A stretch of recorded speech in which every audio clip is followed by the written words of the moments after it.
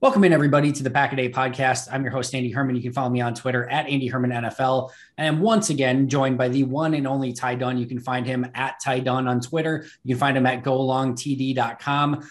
Ty, a few minor things have happened since you and I have chatted last. Nothing major that we need to get into, just, everything. But welcome back. Great to be talking to you once again. Yeah, man, it's great to be here too. It's crazy. The last time we talked, it feels like a lifetime ago, like with everything that's happened, doesn't it? It really does. It really does. And let me actually ask you this. This isn't something that we had necessarily prepped to talk about, but like this season, you've covered the Packers for a long time and have noted that like this season just feels different than any other Packer season that I can remember. I know we've had some crazy Favre moments. I know we had the whole Favre off season. So it's not like entirely new, but the entire off season, some of the stuff that's going on in season, we're going to talk about Odell Beckham in just a moment. Like even the consideration, like they've brought back Randall Cobb, Whitney Merciless, Rasul Douglas out of nowhere. Like it just seems so different than what is normal standard operating procedure for the Green Bay Packers. It really does. I mean, it starts with this weird truce between Aaron Rodgers and in the front office, right? Like for months, we didn't know if this was even going to happen. We didn't know if the MVP was going to be back in Green Bay. He shows up at the 11th hour, admits that he was thinking about retiring, up until what? He's like 48 hours before he had a report. I mean, that's everything we were hearing too. This guy might just retire. He has his change of heart. He returns in the sunglasses. And we thought the craziness was over right then. But I figured something big would happen just because – they kind of have this hush-hush agreement, next off season, we will trade you if you're still unhappy, basically. But you had a feeling like, okay, if he's back, it's on Aaron Rodgers' terms. I didn't know it was going to be COVID related, but clearly they just kind of let him do his thing. He gets COVID and, the country basically burns to the ground this past week. It was well, to be fair, the country burns to the ground with just about any, small flicker of anything at this point. But it has been definitely different than I think most Packer seasons. And it's going to be, I can't wait to see how this entire thing ends up. I mean, we're at the point that this is just such a crazy roller coaster of everything. And I mean, meanwhile, by the way, the Packers are 7-2, having a pretty darn good season and, playing against a good Seattle team this week that's going to be desperate for a win with Russell Wilson coming back and trying to get them back in the playoff hunt. So, the NFL needle never stops moving. And I'm sure, even though that some of it, I hate the saying that like, any PR, there's no such thing as bad PR. Like any PR is good PR. I don't agree with that at all. But like for the NFL, like it doesn't matter good, bad, indifferent, ugly. Like the needle is just constantly moving. And for them, it's just ratings. Totally. I mean, it's every day. Something crazy is happening. That's why we do a 365-day-a-year podcast here, Ty. There you go. Because literally there is never a dull moment. It really is wild. I mean, for better and for worse, I mean, the NFL has, a few messes on their hands right now off the field, stuff that's worse than wearing a mask or not wearing a mask between Henry Ruggs, Dalvin Cook. So I guess if you're this Goliath that is the NFL, I don't think they're necessarily, I mean, I think they, hate to be cynical, but I do think they kind of think that way. Any press is good press. They just want people talking about the product. Obviously they don't want these really bad things, but if people are talking about Aaron Rodgers, if they're talking about Odell Beckham Jr., if something is in the news every hour on the hour, that means they're not talking about the NBA, the NHL, Major League Baseball. I mean, everything else just feels like an afterthought right now. No, it really does. It really does. And that's why like the NFL draft does like ratings above like baseball and basketball playoff games and everything else. It is really crazy that, they definitely have the ability to print money and get the ratings and get everyone talking at any given moment, which this is so off topic, by the way, but like, which is why it blows my mind that they don't have a better trade deadline. Like they need to probably get rid of compensatory picks and stuff because like they're the one sport that doesn't have like an active, and we saw like obviously Von Miller move the needle, but we've had a little bit more recently, like the Rams are the ones that I guess are still like keeping the trade deadline somewhat noteworthy with Ramsey and Von Miller. But like for the most part, It's the most dead, trade deadline of any sport. I'm shocked that they haven't gotten rid of that, because for a league that loves being talked about, you just think like this should be like a 48-hour nonstop news network of like who's going to get traded, and there's going to be 100 trades, but they got to fix that somehow. I think it's because, I mean, look, the players tried to take the power this past offseason, and for the most part, they failed. Like, Aaron Rodgers wanted to get out of Green Bay. He wasn't alone. Deshaun Watson wanted to get out. Russell Wilson wanted to get out. All these quarterbacks, they try to change that power dynamic, but without the guaranteed contracts, with the way everything's structured, you mentioned compensatory picks, everything is kind of in place to be pro team. And I don't really see that changing CBA to CBA. So you don't really get that player moving. A player like might want to get the hell out of a team. Like I've gotten to know Allen Robinson pretty well. He was really unhappy going into this last season. I was shocked he signed that franchise tag. I thought he would kind of try to force his way out. At the end of the day, he didn't really have a choice. Like a lot of these guys, they don't have a choice. They've got to get a paycheck. They've got to play.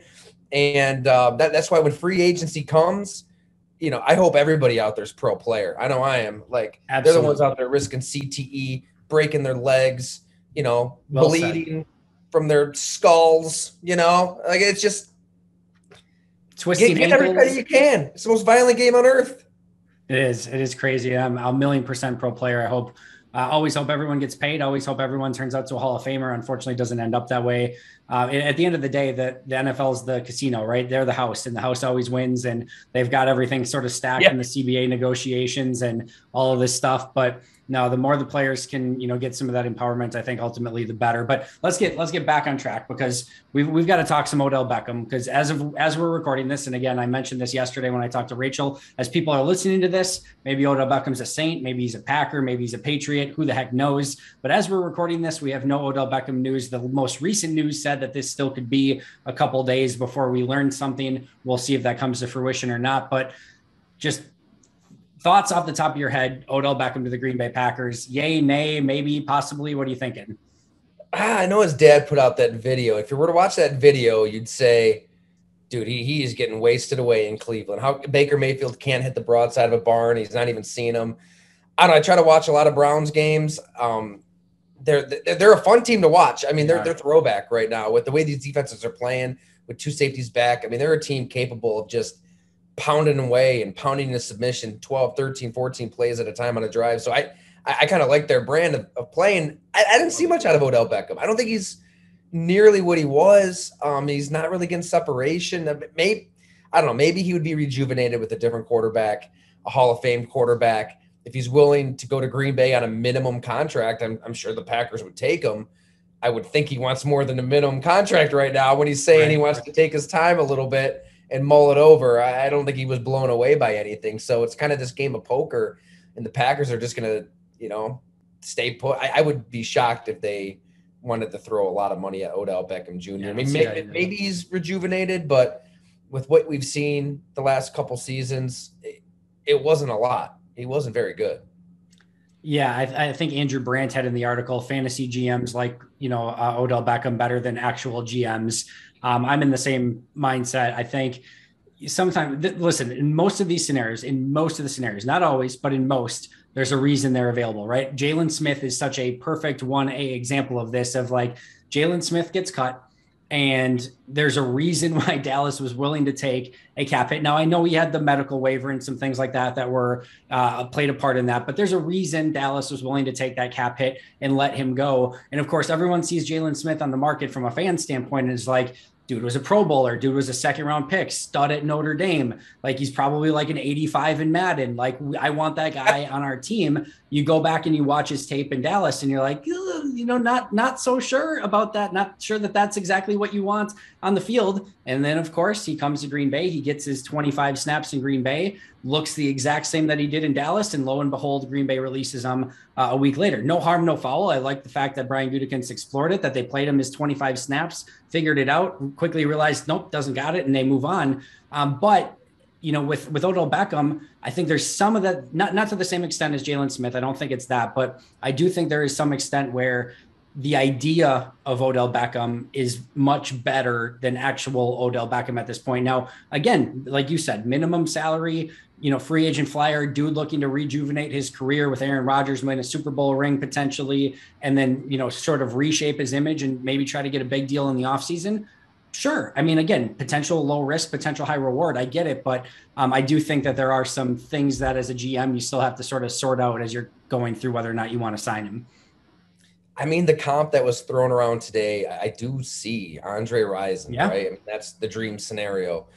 I mean, it's kind of freakish how their careers kind of paralleled. I mean, Andre Rison comes into the NFL with all this potential, all this talent.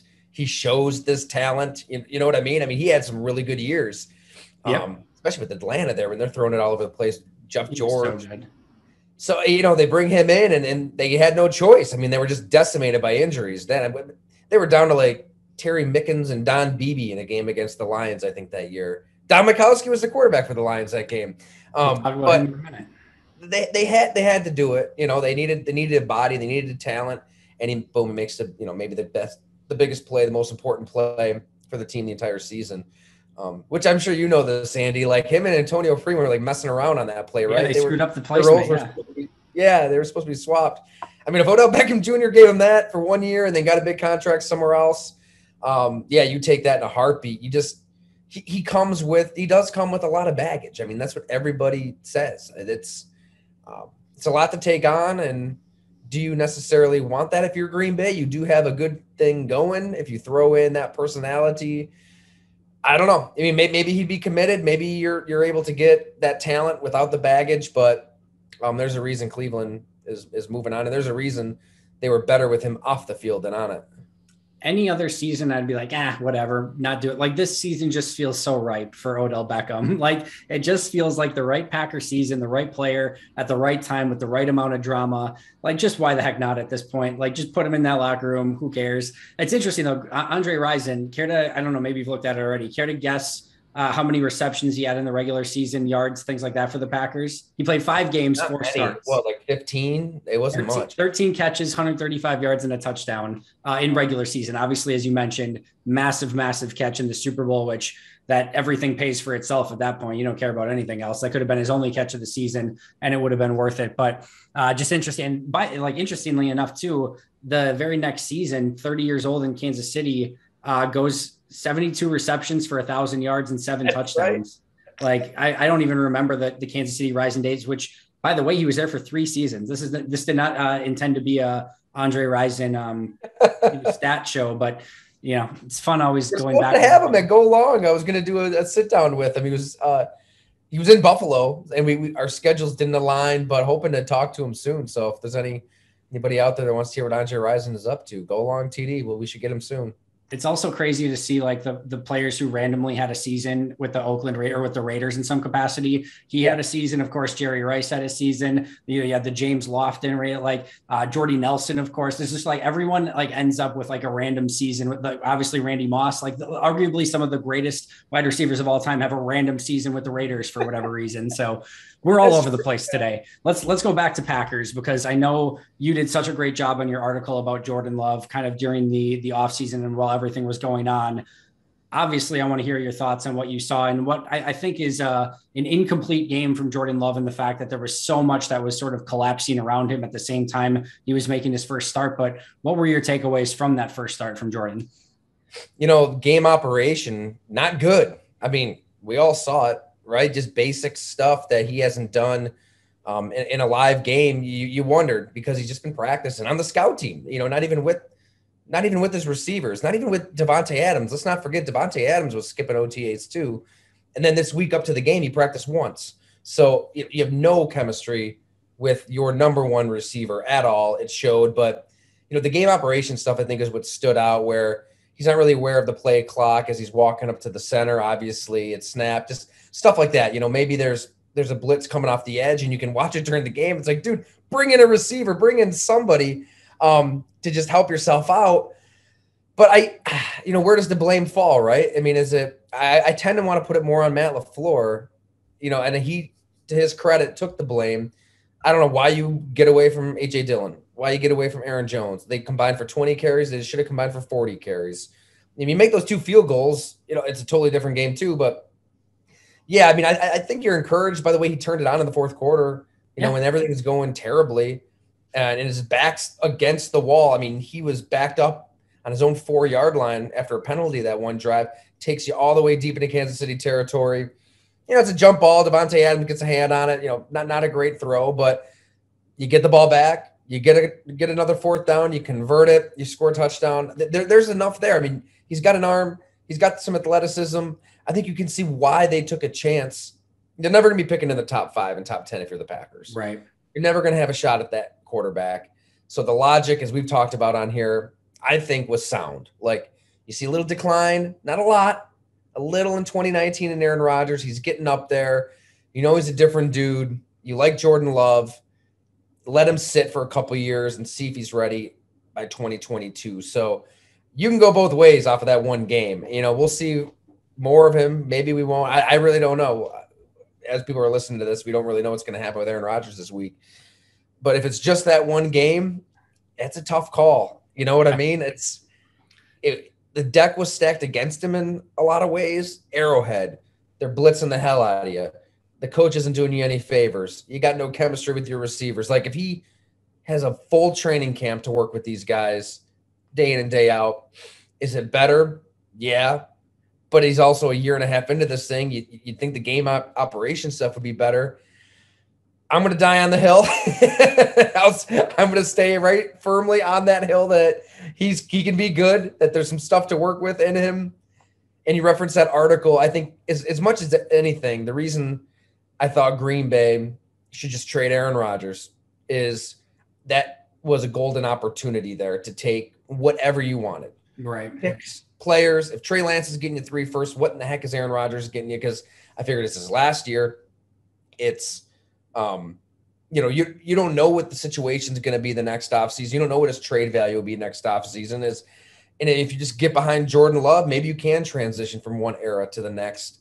It's a Super Bowl or bust season, right? If you win a Super Bowl, it's all worth it. You'll take all this drama. You'll take all the absolutely vaccine no apologies at that point, right? You'll take all of it. So that's what they're doing. Like they knew this kind of stuff could happen with Aaron Rodgers, but he's so talented.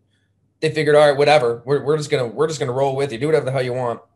If they win a Super Bowl, I guess it's worth it. But it's been 10 years.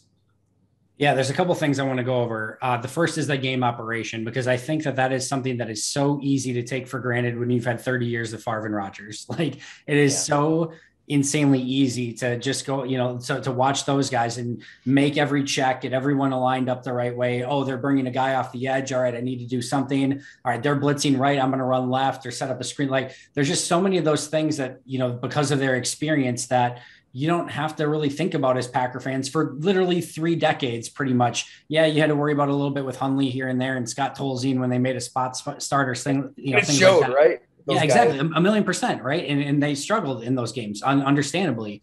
But it takes time to get a feel for the game, to understand the nuances, to understand all of that, the cadence, all of it. Like, that just takes time and reps and experience. And where you can take that so for granted with the years of Favre and Rodgers, you have somebody that's not that, and all of a sudden things change quite a bit. Going back to Matt LaFleur, I think that's part of the reason where a lot of this felt like they were calling the game as if Aaron Rodgers was at quarterback and maybe expecting him to maybe make some of those checks at the line. Like, I just thought it was, I'm not saying he needed to call the game like it was quarterbacking for dummies, but like, get him some layups, get him some easier stuff, and maybe not put quite as much on Jordan's shoulders in his first game. At some point you need to complete some 3rd down passes too, but I still think there's some things that could have been done a little bit better. It got to a point where every time that they blitzed, Jordan Love has a split second to do something, and he's just throwing it deep up the sideline, right? Yeah. Is he being coached that, or is he really doing that? I mean, at some point, you think the coaching would step in and be like, look, the middle of the field is wide open. You got Alan Lazard on a post for a touchdown. Take it. I don't know. That's where we don't know. Is it more on Love? Is it more on LaFleur? But I think anybody drawing a conclusion that the guy stinks is that's just idiocy. I mean, how can you watch that game and conclude that Jordan Love is a bust? Yeah. I mean, Justin Fields didn't look all that great in his first game, did he? And there were veterans that didn't look great last week. I will say that Aaron Rodgers was worse in week 1 than Jordan Love was last week. Like, legitimately, Aaron Rodgers in that offense was awful week 1 against the Saints. And in my opinion, worse than Jordan Love was last week. Like, you can't take anything from one game, and you certainly can't take anything from a first game. Yeah, we love first impressions, and it would have been a lot nicer if we saw a better first impression from Jordan, but I'm much closer to an incomplete grade for Jordan in that game because of the situation and circumstances than I am saying it was a bad game, to be totally frank. No, I totally agree, Andy. It's, it does make it difficult though for the off season. I think if he would have blown them away, yeah, then you got a little bit more leverage at the table if you're Green Bay when Aaron Rodgers is wanting to get traded, or who knows what he's thinking come the spring. But there was a player on the Packers I talked to in that Jordan Love story you mentioned. I put it in there. Who thought that part of Aaron Rodgers' like master plan was to expose Brian Gutekunst and Matt LaFleur, everybody in charge, I guess, Mark Murphy, for having the audacity to take a quarterback. And that I'm going to force you to play this kid. He's clearly not ready. You're going to be exposed to the world. Obviously, he returned and played, and who knows how much was to that. But I do wonder what was going through Aaron Rodgers' mind in quarantine as he's watching that game. I mean, obviously he's pulling for Jordan Love, their teammates. He's pulling for the Packers, but it does give Aaron Rodgers a little leverage. He's pretty important to this team. Yeah, no, there's a real human element to that either way. I think that kind of, goes into that play. Really quick tangent as well, because you mentioned Jordan Love and Brian Gutekunst and selecting him because you don't have an opportunity to take a quarterback that early. I love the philosophy that Brian Gutekunst is used in the first round. And it's very similar to what we've seen a lot of times in baseball, but especially in basketball. And I go back to the Bucks for a second. Yeah, they hit gold on Giannis Antetokounmpo, but without Joe Alexander, without Ejian Leon, without all of these super high-end athletic prospects that they're taking flyer, like they're basically saying which one of these guys year after year has the highest ceiling. And we just hope that one of these years we hit on one of them. And yeah, one of them is a Joe Alexander bust. One of them is a Larry Sanders bust. One of them is Ejian Leon bust. Now we hit a Giannis and you hit a home run. All right. Very similar. We see a lot of the time in baseball. And in what Brian Gutekunst has done, you look at since he got here, right? Rashawn Gary is a top 12 pick, and high risk, high reward, right? He had all the tools, all the potential, all the flash, all the substance, but didn't have the results in college, didn't have the production numbers.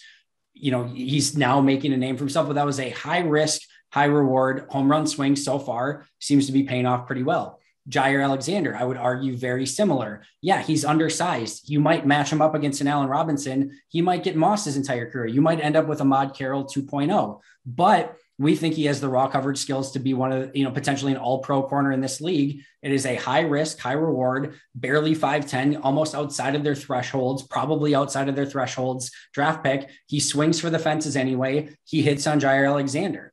Eric Stokes, not the most NFL ready corner coming out, but 4.2 40 speed, great size, great strength. Like, he's got the total package. We're going to have to work with him on his technique, but it is a high risk, high reward first round pick. Guess what? So far, so good.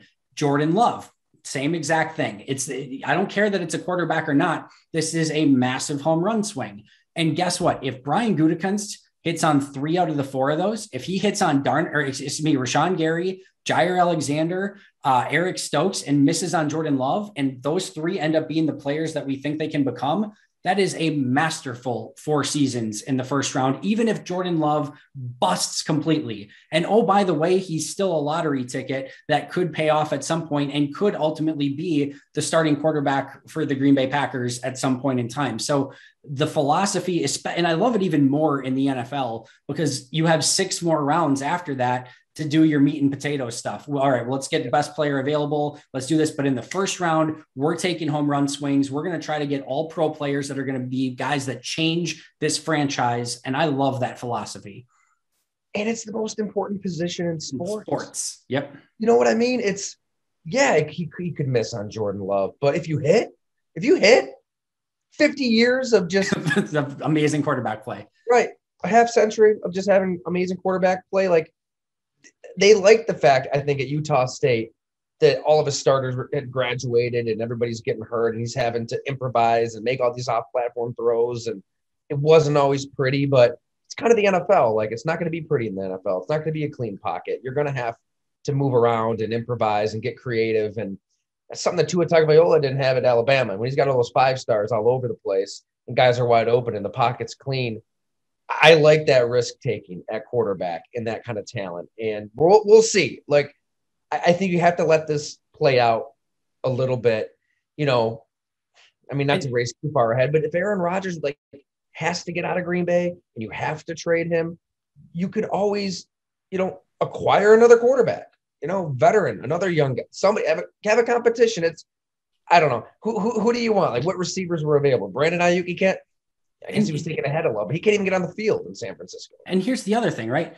Look at this draft. This draft was last year. CJ Henderson is no longer on the Jacksonville Jaguars. Obviously, Henry Ruggs, some major issues right now, no longer on the Raiders. We have, there's 3 more, the other Raiders first round pick, who have Damon Arnett, no longer on the Raiders. You have, the Vikings, first round pick later, Jeff Gladney, no longer on the team. Isaiah Wilson, Tennessee Titans, no longer on the team. There are 5 first round picks from last season that aren't even on their same team anymore. So, and oh, by the way, like, Green Bay has missed on Dayton Jones and like Derek Sherrod partially due to injury and Justin Harrell.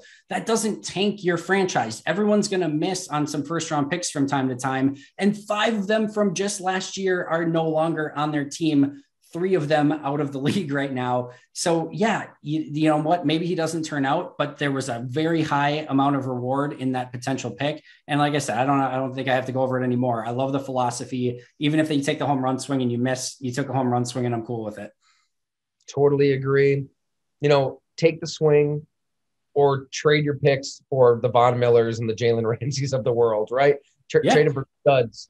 The last thing I want is just a boring old productive college player kind of pick. I mean, I think that if you trust your coaches to coach a guy up, why not take a chance? I mean, they've done that in the deeper rounds too. I mean, Marquez Valdes-Scantling, AJ Dillon are physical kind of freaks for their positions, and now they're both starters or quasi starters. So it seems to be a good thing, like kind of take a gamble on the physical abilities. Yeah. And I mean, like, listen, this is not a knock on Cesar Ruiz. I liked him coming out, but the Saints take him at pick 24. What's the upside if you hit on Cesar Ruiz? You get a really nice center / guard for, 5 to 10 years, which is great. And he could be a really good player, but like, he's not, Cesar Ruiz is not winning you football game. Like, he can help, but he's not the guy that's going to win you football games. You hit on Jordan Love and he wins you a ton of games for a decade. Like, you just have to like really look at risk reward and potential there too.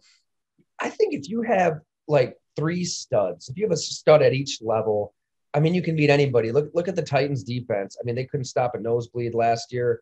They lost some players. They're not really a fantastic, phenomenal defense, but they've got Simmons up front wreaking havoc.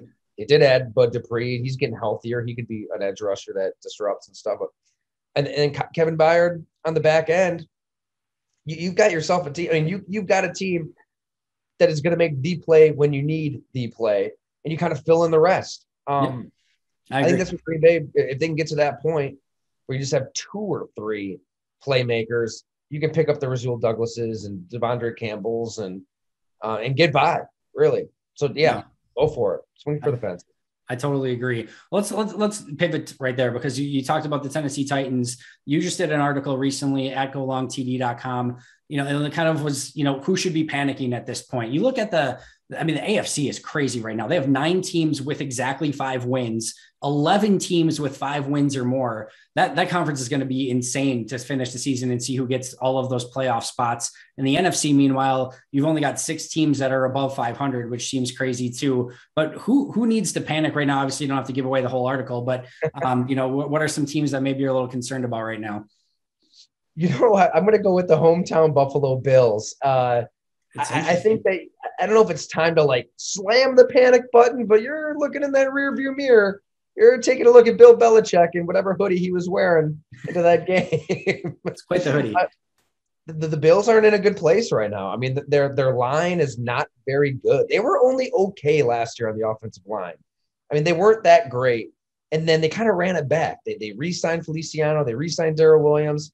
Cody Ford, a second-round pick, has not been good at all. No, it was a brutal game for him against the Jaguars.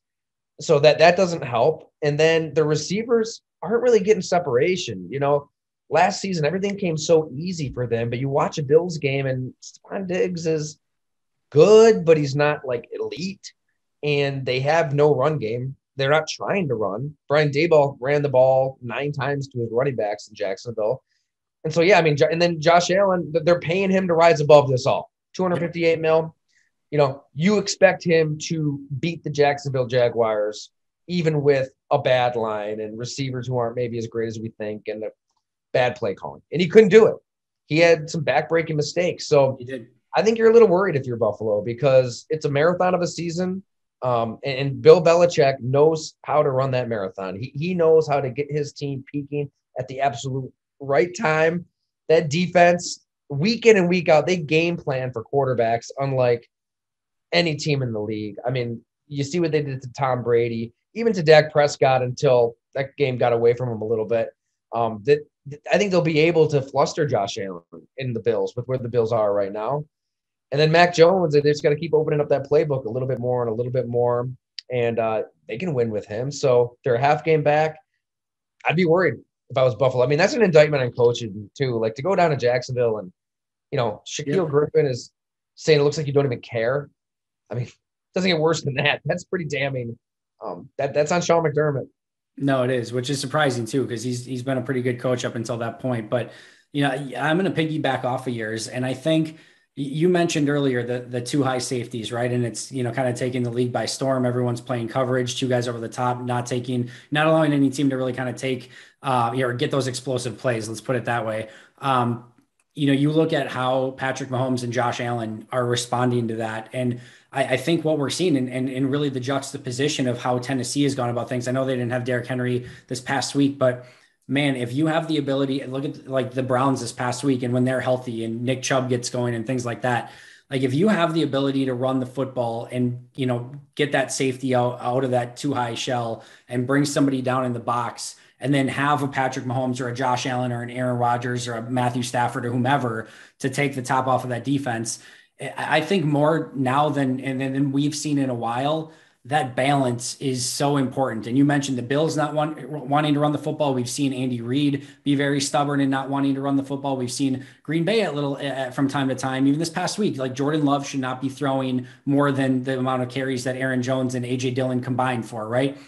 Defenses are testing the patience more than ever of opposing offenses. And if you're not willing to run the ball with consistency, or if you can't run the ball with consistency and you can't take some of the underneath stuff, you are going to be in big trouble. It's why I still really like Tampa. I know they've had their issues, but Tom Brady lives for that sort of stuff. He doesn't need to always take the deep stuff down the field. He will take what you give him every day of the week. And I still really like Tampa going forward. Well said. You know, you mentioned patience. I mean, as a new parent with a 2-year-old and a 3-month-old, you're going to learn patience. I remember Richard Sherman, you know, a lot has happened since then, but I was doing a story with him early on, right when we had our first daughter. And he said, you're going to realize you're more patient than you ever thought you could be. And it's so true. So it's like, it's like these quarterbacks out there that you want to lose your mind as a parent, right? Like you've got crying kids, you got dirty diapers. One's climbing up the stairs. One, it looks like their head's going to pop off their torso. They're crying so loud. If you lose your cool, like it's only going to make everything a million times worse. And you're kind of seeing Patrick Mahomes and to an extent Josh Allen, like they have to be patient. They're sitting back with those 2 safeties. You just have to run the ball. You have to take the stuff underneath.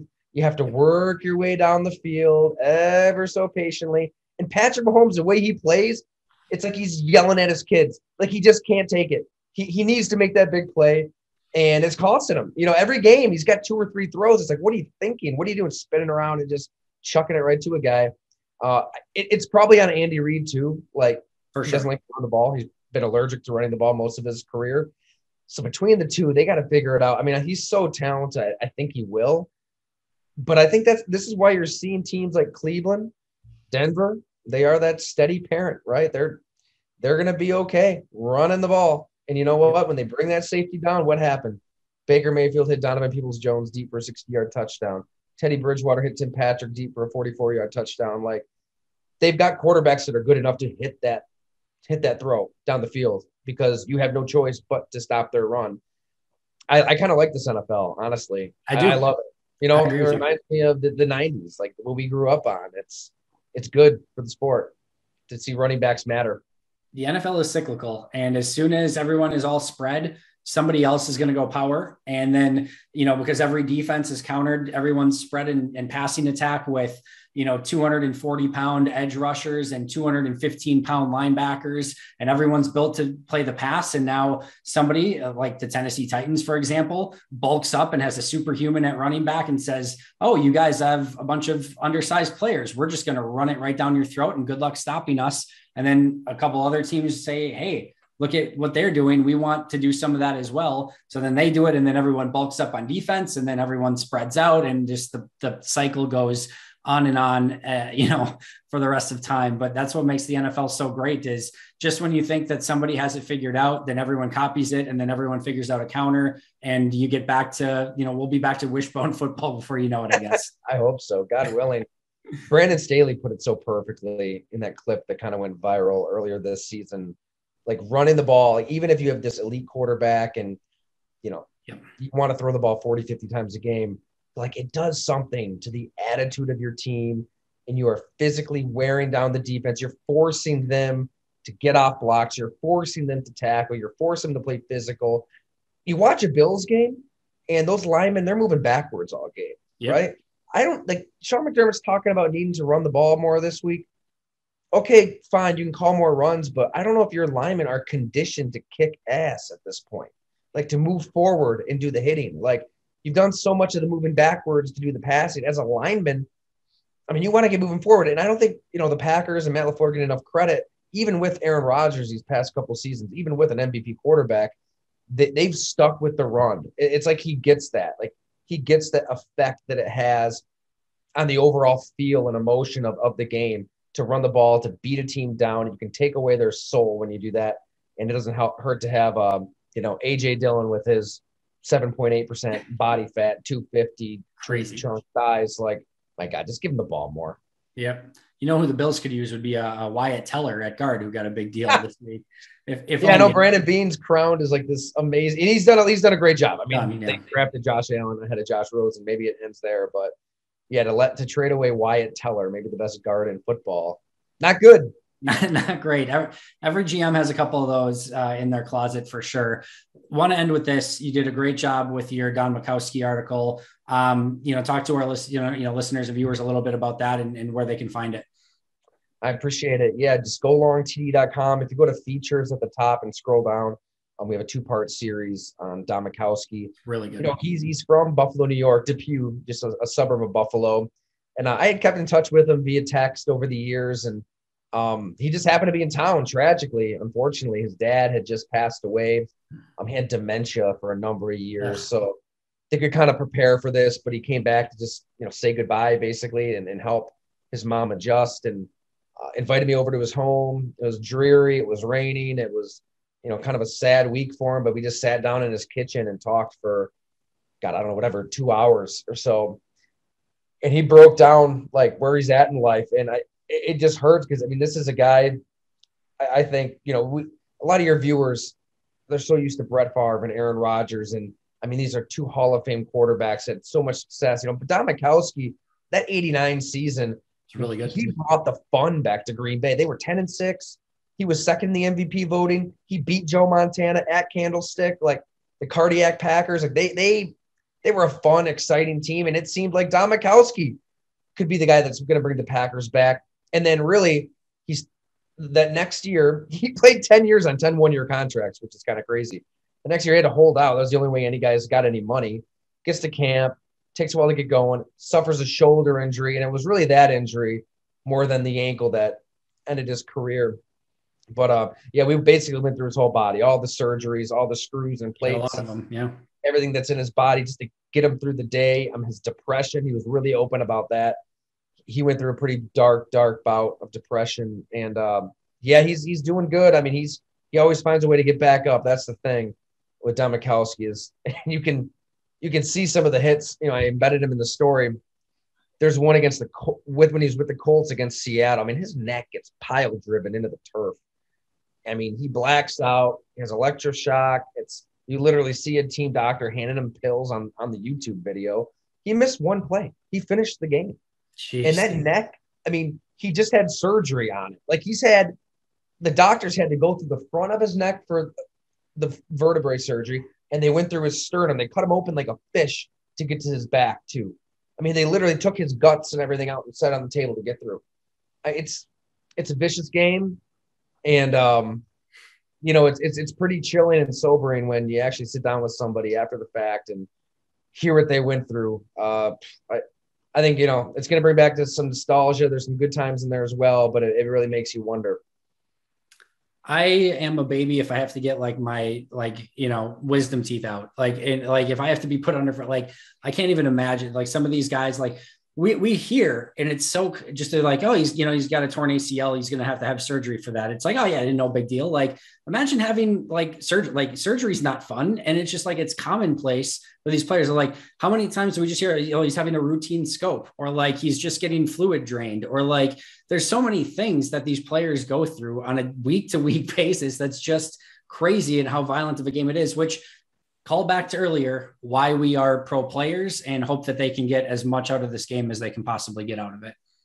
Completely. You're absolutely right. Because I think for every, Kurt Warner, Michael Irvin, every former player that you see on TV that looks amazing, sounds amazing. There's about, I don't even know, a couple dozen of these guys that are struggling to get through the day.